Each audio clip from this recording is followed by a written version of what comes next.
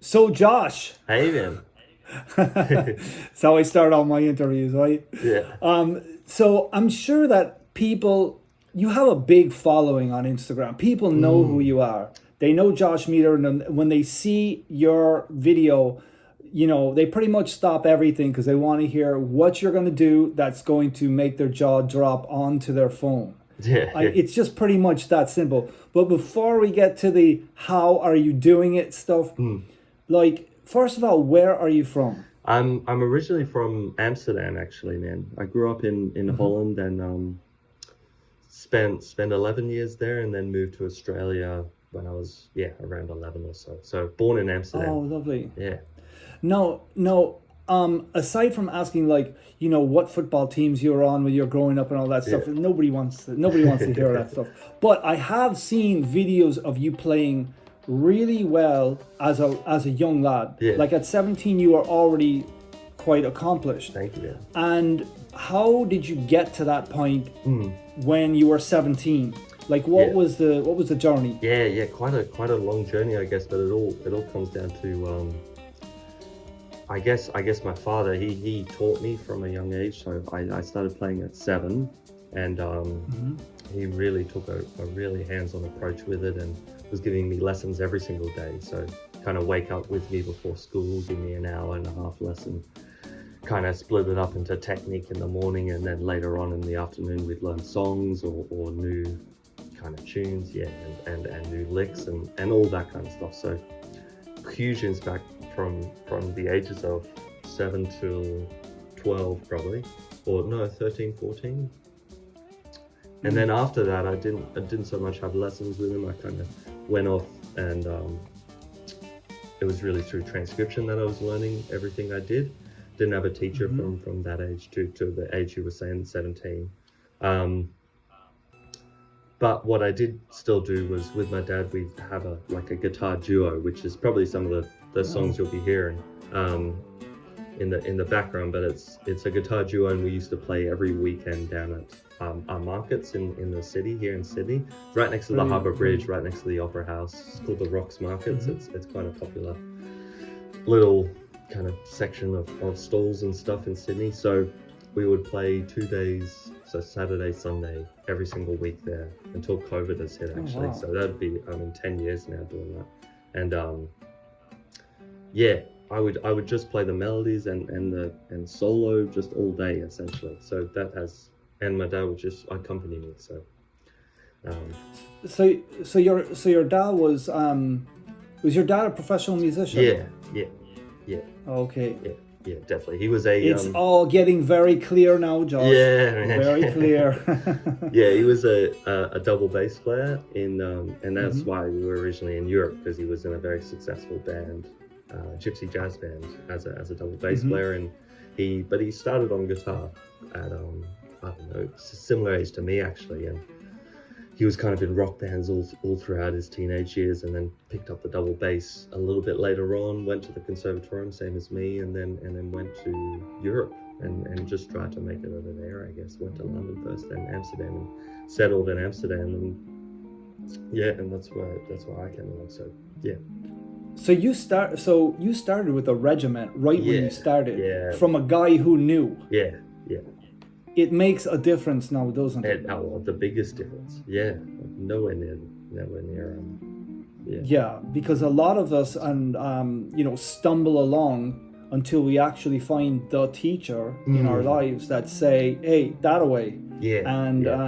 And I don't mean like they kick you out of the studio. I mean, open the door. There you go. Yeah, you're out of here. You're out. But a lot of times, people have that one teacher. I'm sure everybody who's watching this is like, oh yeah, it's Jeff, or whomever. And that teacher says, hey, learn this stuff, do this stuff. I'm going to help you get into music school, whatever, what have you. So in this case, you had it as a really, really young child. Yeah, definitely, man, definitely. And you were probably hearing really great music up until you were 7. Yeah. I can clearly remember. Yeah. I mean, there's a couple albums that my dad will still put on, and I'll be like, oh yeah, that was played all throughout me as a kid, like Coltrane, Keith Jarrett, Joni Mitchell, all those, John Mayer. A couple of European guitarists who had a massive impact on me, Pirelli, Legrand, and Sylvain Luke. Oh yeah. So Miles, everybody, everyone's around the house. Okay, so another question, since you started that young, do you have perfect pitch? I don't at all, man. Okay. No, yeah. I guess just well, relative. Don't feel bad. Don't feel bad, because I asked Michael Brecker once. I was like, "Do you have perfect pitch?" And he looked at me and he goes, "No, do you?" Yeah. And I was like, "Okay." Okay. Okay. I was just curious, actually, Mike. Yeah. So Just if he didn't wondering. have it, I think he did pretty well. So Well.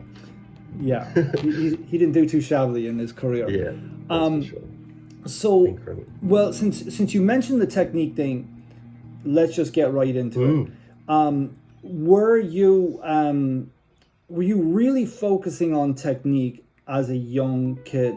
I was, and I think I seem to always remember having the idea that if I knock over the technical aspects of music, I can achieve anything or do anything that I wanted to creatively. So I guess from when I started 7 till I'd say 19, 20, technique was really something I focused on and put a lot of energy into. I always felt like my right hand couldn't cut it at all, and that was going to hold me back in future. And I knew my serious practice hours would be, I'm sure my dad told me too, but I can remember thinking my serious practice hours are going to be throughout high school.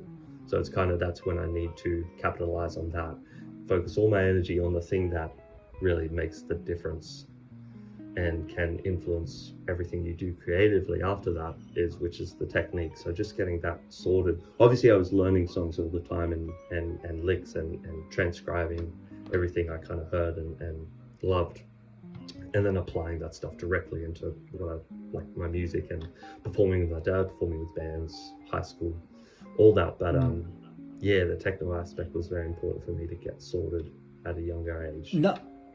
No, I know. Now, I may be seeing this wrong, but I'm expecting you to say it's all wrong. But are you doing alternate picking, heading downwards, and then economy picking this way? No. It's. I mean, I tried just to pick everything. I think I had the idea as a kid that if I wasn't picking everything, I wasn't playing right, or I was cheating or something. Like, I looked at Legato in a weird way at a young age. I didn't think it was correct or something. I wanted everything to be picked to make it proper, which obviously is not true at all.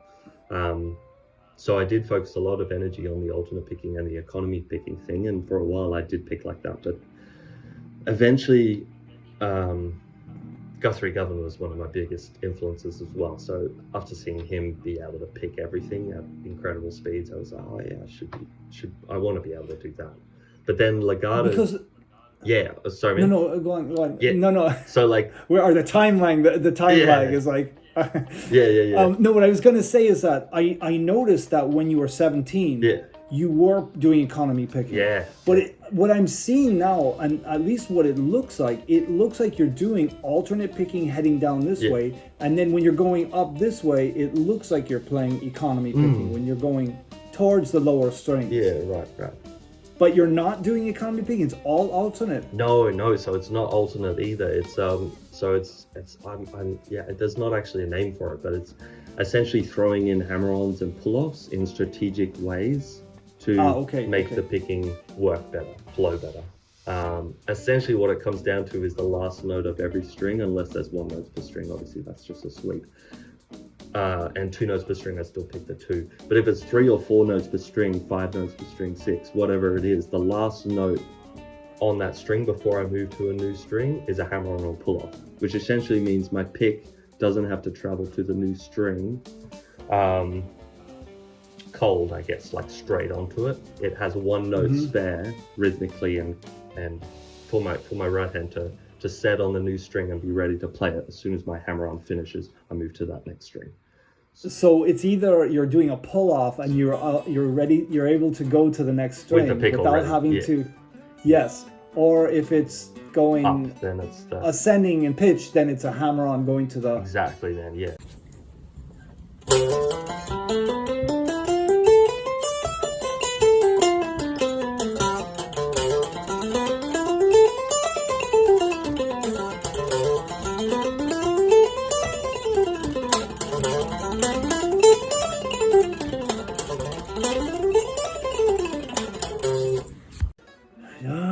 That's the trick.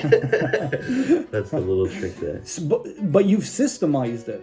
Yeah, I guess so. You know what? I learned like 3 or 4 exercises for that technique, maybe at 19, 20. It's actually something that I initially learned from watching a Jason Becker interview, and he said he picked like that. It was like, if you have like a 3-note per string thing, it's down, up, hammer on, down, up, hammer on, down, up, hammer on each string. So you can see that hammer-ons on the last note before you change to the next string for the group of 3. So I saw that and was like, oh, no, I tried it. I maybe saw that video 14, 15. I tried it, didn't like it at all because it feels really strange. When you're used to picking everything and suddenly now you're picking one less note every time on a string, it throws your right hand off completely and it feels really awkward for a while. But then I started realizing a lot of the jazz players were picking like that. Pat Metheny, John Schofield, and that's how they were achieving like such a smooth sound generally. Like it never sounds too staccato, which when you're playing with a clean sound, you get that feeling of it sounding too staccato. So trying to avoid that. And I was listening to mainly saxophone players at the time. So I found that technique. I think a friend showed it to me, a couple exercises. And I just tried to practice that as much as I could. And you had to break past the the rhythmic. Yeah, I think the rhythmic aspect is one of the biggest challenges with it. You really have to go slow, try a lot of different subdivisions with them. They're simple exercises, like either just running up a scale or two or 3 notes. And then I did expand them to a bit more difficult things, but it was really just getting every single note to be even, both rhythmically and from a point of view of dynamics as well. Because you want that hammer-on to sound just like a picking note, which is maybe why like you were thinking I was picking everything, but it's almost like it's 3 quarters picked, but then 1 quarter hammer-on and pull-off. But those hammer-on and pull-offs are very strategic. But if you have single notes on adjacent strings, like going lower, so you would be ascending with the pick, then you are doing economy. Yeah, that's where the sweeping and economy comes in. I got it. You got it. Yeah. I got it. Send the award now. Yeah, so it's in the mail. yeah, right. That in the check, right? Exactly. Most people, and most mortals, well, I'm a lot older than you, and I changed my technique 2 years ago. I couldn't play with any technique up until 2.5 years ago. Yeah. And I mean, with any kind of speed. So doing that is new for me.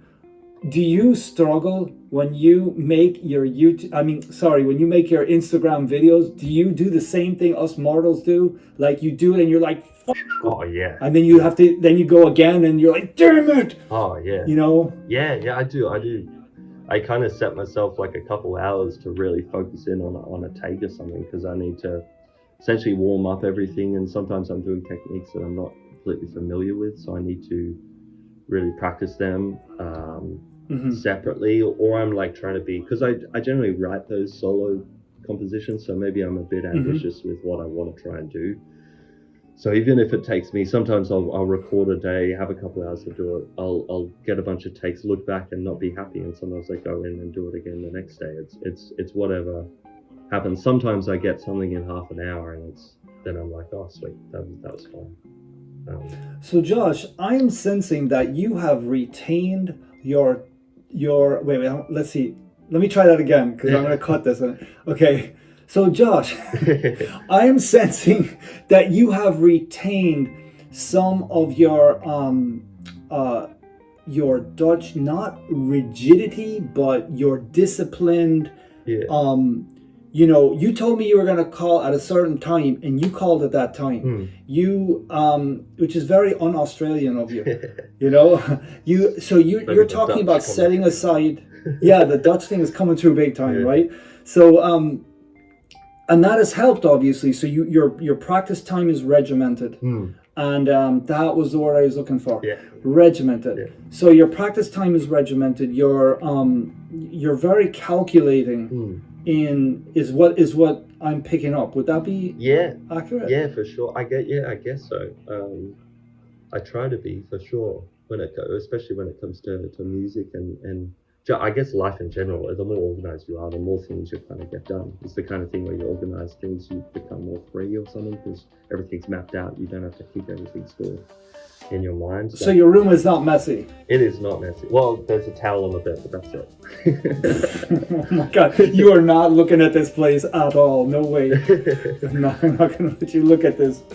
Okay, so did you have as hard of a time with the Brecker solo and Skunk Funk as I did? Yeah, that was a tricky one, especially. I mean, I've loved that solo since I first heard it at 16, 17 or so. And I remember trying to learn it then. Just licks of it, not the full solo. I didn't learn full solos until 20 or something, and I was maybe starting to record stuff or online. I was like, oh, it'd be cool to get a full solo down. But before then, it was really just all my favorite licks. I'd just figure out what the changes were at that particular moment in the song, or I'd learn the full song and then just get the licks I really loved. So that Brecker Skunk Funk certainly had a couple, and I love that double note effect. That was one of my favorite things that Brecker does, is throw those double notes in. And they sound cool on guitar too. Like, they do sound like what a sax player does, because the two strings, they sound different. Really a small amount, but they do have this cool difference. Even though they're a bit of a stretch, I guess, but especially on all the strings except for the B and G.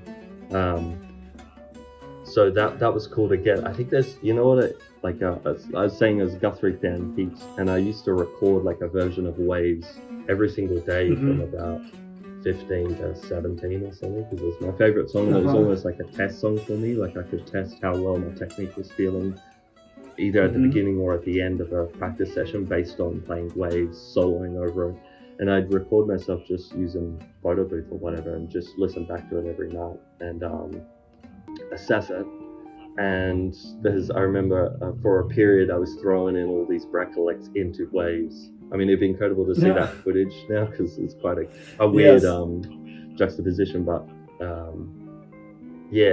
think that computer died and all that stuff's gone. But that'd be great to hear again. But yeah, the Brecker solo was really tricky. But then when I relearned it, I mean, what was it, 4 months ago now?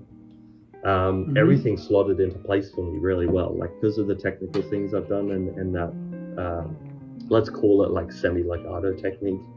I was able to get through it pretty quickly as far as learning it goes. And I kind of analyze everything as I go as well, as far as the notes and possible patterns I'm seeing. And there's that one bit though where he does that crazy double note lick with the chromaticism as well. I think it's towards the last quarter. Yeah. And then he slides it up, like he goes through the pitches. I was like, how the hell am I going to do that on guitar? And no idea. But I did it with like the hammer on from nowhere. Yeah. That's how I did. But I had drive on my sound when I did it. Okay. Yeah. And of course, I'm going to cue that part in right now. Oh yeah, just rip it. Oh my! Let me tell you something. I got golfer's elbow from doing that freaking solo. Yeah. Right. That solo was at the absolute outset. I mean, wait, outset? No. Peak. I don't know if my technique doesn't have any peak. It just has valleys. my technique is all valley. It was like at the very furthest. Yeah. Like you're pushing yourself to get it. Yeah. I was pushing myself and I was trying to play it relaxed, but man, it is so fast. It's deceiving how fast it is. It's because Brecker plays with such style and confidence. It's like, well, you hear him play, you said, wow. Like you can try and recreate it, but then when you go to actually do it, it's like, whoa, this is so much faster than I expected it to be. So much harder. The lines are so intricate too, the chromaticism, but then the big intervallic leads, key changes. Oh my god, yeah, it's is phenomenal. The first lick, and then after the break of the those two are brutal. I couldn't recreate it now. It took me ages to try and really dial that in, because it was not something. And that's why I play with the thumb pick. Yeah, the thumb pick thing really helped, because I just went like this for fingers, for the root 5 root, that I think is the first that's 3 notes. One. Yeah, I do, like, for those ones, I think I just go down, down, down, a little sweep. You know what, I might have done down, down, up for that. I can't remember, but I had to pick it because I can't use my fingers because of the way I hold the pick. It's like that. So my fingers are only the pinky I have access to, and that's resting on the scratch board. So. Right. Okay, so now I gotta look here. Hang on 1 second. Oh yeah. Okay, so you have all of these incredible solos transcribed. Whether they be bits, these wee bits, or longer parts. Yeah. What do you do with it then? Yeah, sure. I know what you would do with it, but I think a lot of people don't understand what you do with it. And it'd be very interesting to know what you personally do with it. Yeah, for sure, man. So that information. Yeah. So, I never really write them down. So never transcribing in the sense that I'm writing everything down. I'll memorize the solo, because I think just from a point of view of analyzing it, I find it better to just keep it all on the instrument, away from anything. And then after that, after I've got the full thing, I'll really go back and really figure out exactly which lines are my favorite, or which kind of concepts are my favorite, which ones I wish I could somehow have in my own playing. And then I go through that process of trying to make that happen, which is something I've been doing for a while, which is just to really analyze it from a point of view of intervals. So just map out all the intervals on the fretboard, and then play the lick in different ways. So either messing with it rhythmically, messing with it like adding a section to the beginning or the end, and also seeing in how it could fit as far as the pattern of it, the finger shape, like whether it starts on the first finger, second finger, third, fourth finger, where it'll actually fit within my own vocabulary. So I'd go back and think, well, everyone has their own vocabulary, right? Everyone has their things that they naturally gravitate towards when they play, that just sit in their fingers. So how to bring whatever I learn into that kind of pocket? It's kind of like a transition process. If you think like something you transcribe your vocabulary, and you're trying to get flow the line closer and closer to making the thing you transcribe your own. Obviously, you can't just insert the lick into a song. You need to go through that process of transformation from something, another person's line, to your own line. And that may take a while. And also, like I remember Brecker was saying in an old interview, which I can't find anymore on YouTube, but I remember seeing it, and he said that sometimes it takes him like anywhere between like a couple weeks to a full year for something that he practiced to come out in improvisation in a spontaneous way. It's like you don't know what happens in the brain when you learn something, and it might take forever for it to come out, and then when it finally does, you're like, oh shit, that's something I practiced a year ago, and now it's finally coming out in a natural way. It's just taking me that long to process it. Maybe other things I've learned have impacted that. So does that make sense? And that's kind of what I do. It's really just transforming whatever I liked about the solo into something that I could replicate, and well, not replicate, but use and transform into my own thing. And when you do that, would you ever just say, the false fingering thing, would you ever just say, I'm going to put on a rhythm track, a pedal in E, and see if I could just even do it against that rhythm track without that's it. backing me up? Yeah, exactly. Yeah, that's exactly right. Yeah. And still, I was going to say, and still I'm struggling with that, with the false fingering stuff. It's so and cool. From that solo, very difficult. Yeah, for sure. Yeah, it's such an unusual way. You had to do so many weird finger stretches for it. And the way I played it, I mean, that's another thing I like about transcribing horn players in particular, or piano players, anything that is a guitar really, that I can make up my own fingering for something. So like kind of insert my own creativity into how to play another person's musical ideas that isn't on my instrument and bring it to my own instrument. So, I mean, I don't transcribe guitarists very often because I feel it is an invisible pressure, but to try and replicate their techniques exactly.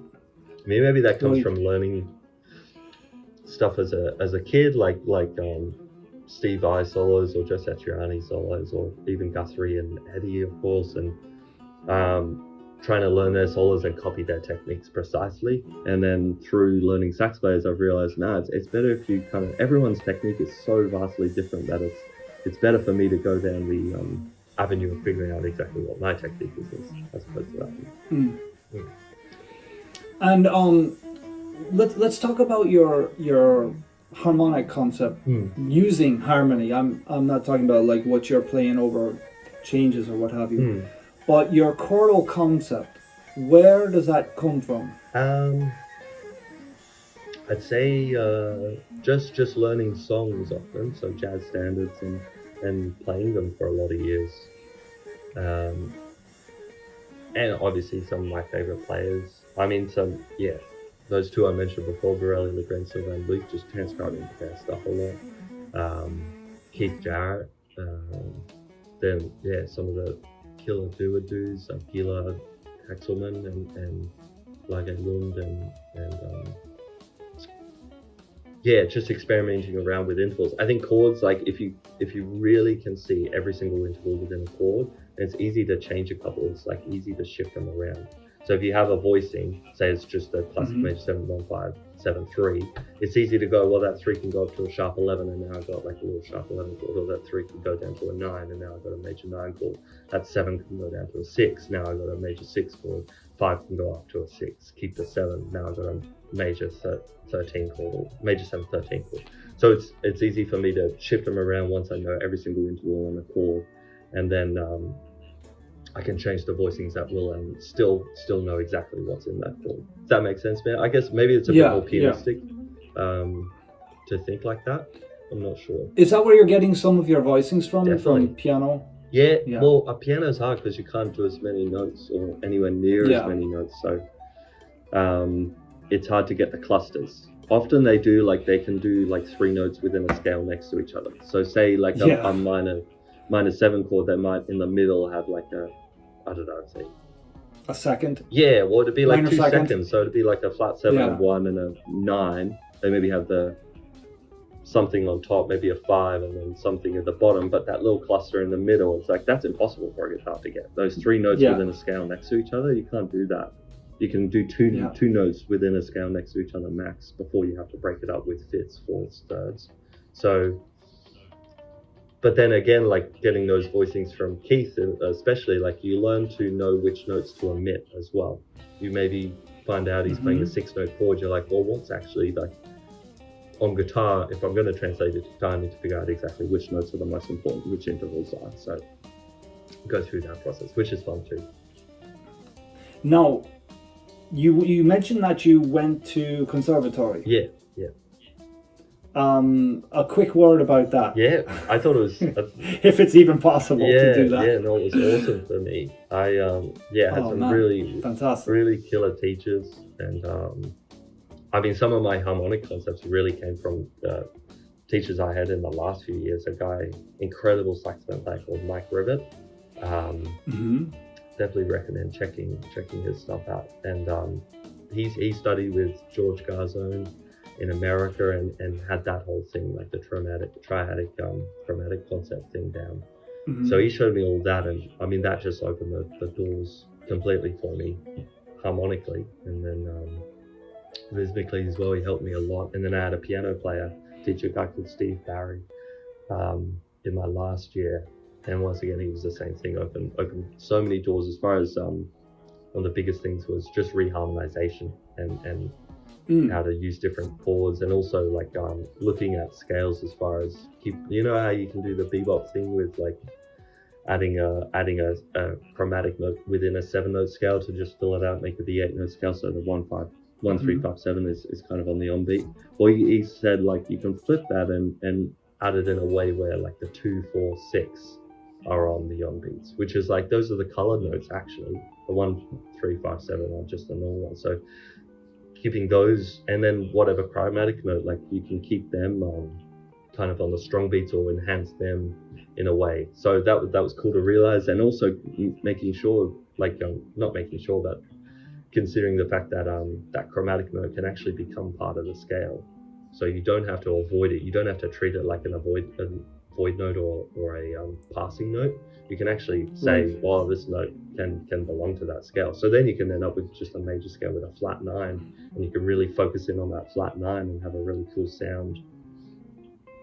Now, kids, I need to mention something. Make sure that you have control of the rhythm before you try this. Yeah, that's for sure. It's when people don't understand what notes initially, when they're first kind of getting their feet wet with improvisation, what notes need to be on the strong beats. Yeah. And you know, if the flat 9 on a major 7 chord is on the strong beat, it's probably, and the flat 7, it's gonna probably sound whack. It's gonna be wild. It's gonna be a wild choice, that's for sure. It's gonna, yeah. Let's go with wild. Wild choice. Let's go with wild. Yeah, I'll go with wild. Take whack out. Let's go with wild. So the final question I wanted to ask you is, you know, a lot of people watch these little vignettes that you create for IG, and they think that I'm never gonna be able to do anything like that. What piece of advice can you give them that will be that ray of hope that they can do something like that? Yeah, well, yeah, definitely can. I mean, really, I think you can do anything.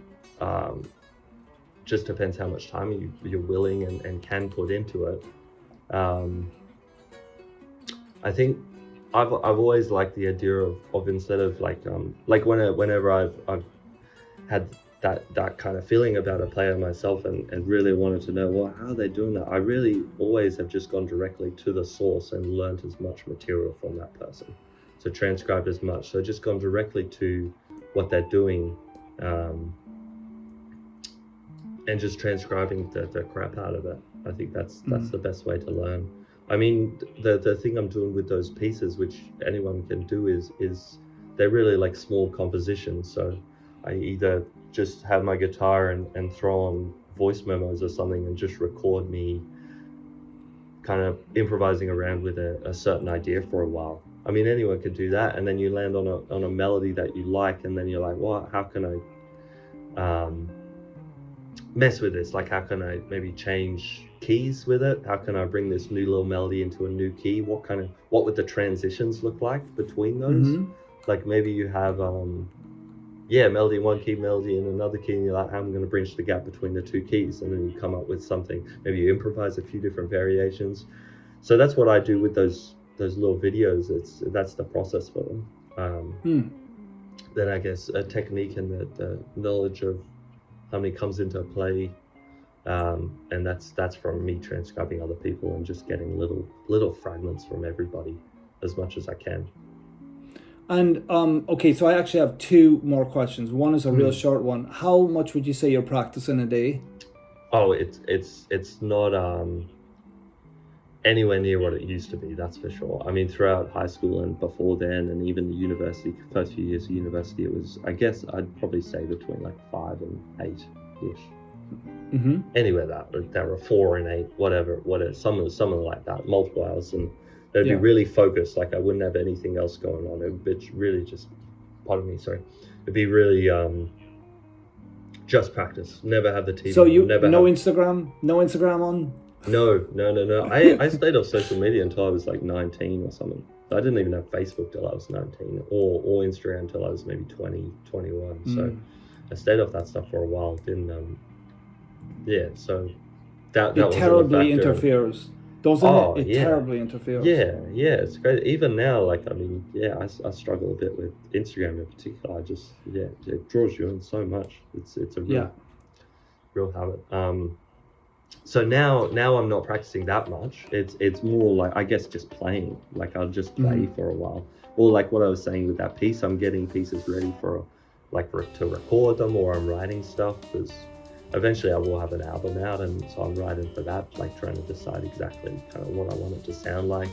A lot of different influences from different styles now, and It's not just going to be a jazz record or anything. It's really going to be a lot of different influences coming in. So figuring that all out and collaborating with people. So I'm not practicing technique really at all anymore, unless it's something really specific. Like I learned the Spanish fly Eddie solo for him, and just as a tribute to him, and that the tapping harmonics, that's something I never do. So I really had to spend a few days getting that down and really focusing in on that technique. And it's cool because now it's opened up the doors to maybe doing a bit more of that in the future, which I like. And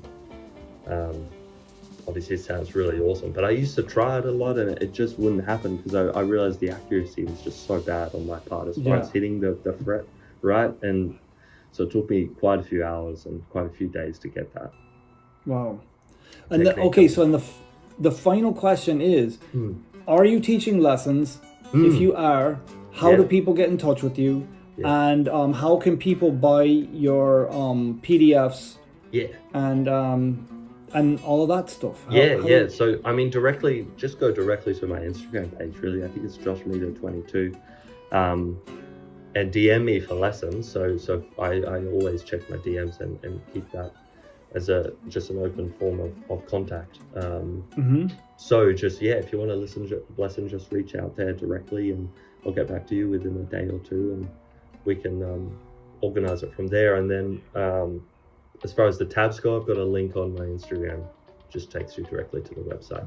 I'm in the process of getting a better website sorted, but just click that. It goes directly to all the different ones I've got. I think I've got maybe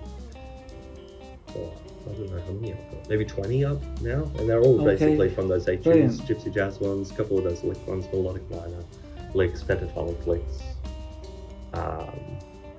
the nylon string stuff, some intervallic licks, I think. So a bunch of different stuff. And it has the pick directions, all the slurs, everything that you need to know. To be Josh. All the notes. Doesn't have exactly has exactly everything. Has exactly where I'm placing my fingers on the fret, because it's tab. And then my pick direction, it's got the up and down strokes where I'm putting in the hammer-ons and pull-offs. Hopefully you can see what I explained earlier, that the last note of every string, for the most part. Obviously my hands break the rule, and that's another thing. Sometimes when you learn a technique and really dive into just practicing that technique and those exercises, it comes out in ways that you didn't expect it. Like I only started analyzing my right hand when I was teaching people, because before I was just going with what felt natural. Obviously I paid close attention to doing the exercises, and then when I kept improvising, I just let my right hand go, and then I realized that I was doing that stuff. And awesome, man. Well, look, I want to thank you. This is great. I really enjoyed this, and I think that a lot of people are actually going to watch the entire thing. That'd be awesome. They might leave when I talk about the valleys of my technique, but no. or where I confused everybody talking about what needs to be on the strong beat. But I think that those who play chromatically know what I'm talking about.